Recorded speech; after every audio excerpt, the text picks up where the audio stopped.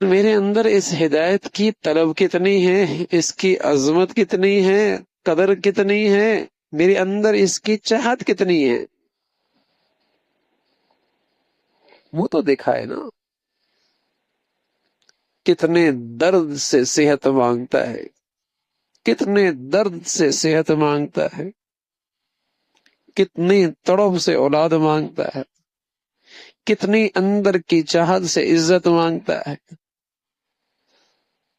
کس انداز سے مانگتا ہے۔ لیکن میرے عزیزو، یہ سارے نقشے تو بہت چھوٹے ہیں، ہدایت کی دولت تو بہت بڑھیا ہے۔ اس کے لیے اندر سے تڑپ کتنی ہے، چاہت کتنی ہے، رونا کتنا ہے، دیکھو پھر کیسے ملتے۔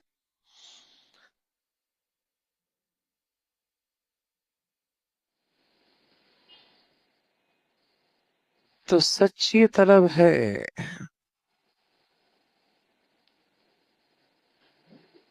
اللہ کبھی اس دعا کے سے خالی ہاتھ نہیں واپس کرتا۔ یہ دعا بغیر ثمرہ اس دنیا میں رہ ہی نہیں سکتی، اس دعا کا ثمرہ ضرور ملتا ہے۔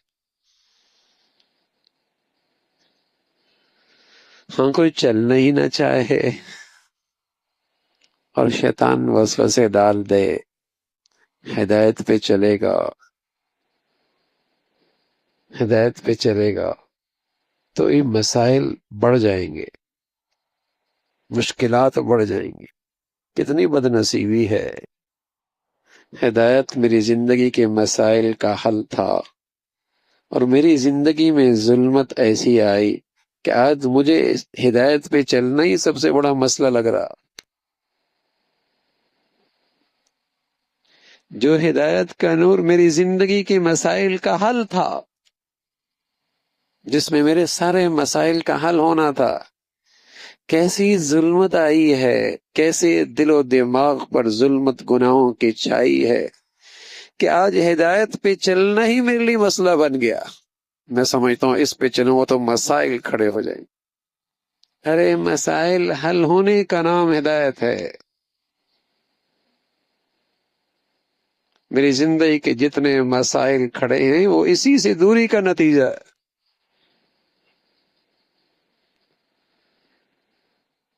واللہ یہدی الیہ من ینیب، یہ دولت ملے گی۔ اللہ کا کہا سچا ہے، ومن اصدق من اللہ حدیثا ومن اصدق من اللہ قیلا۔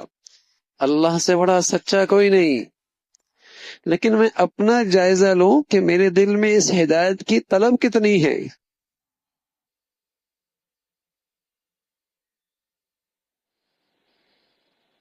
کتنی طلب سے آتا ہے۔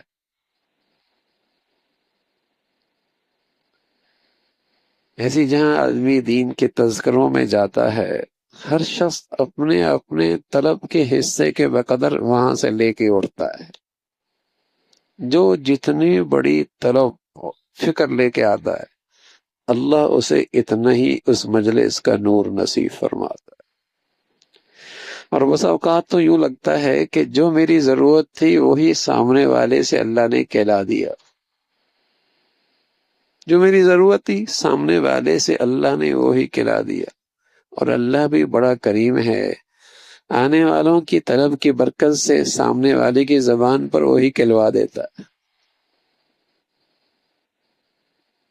اس طلب کرنے والے کی برکت ہے۔ خالی ہاتھ نہیں واپس کرتا۔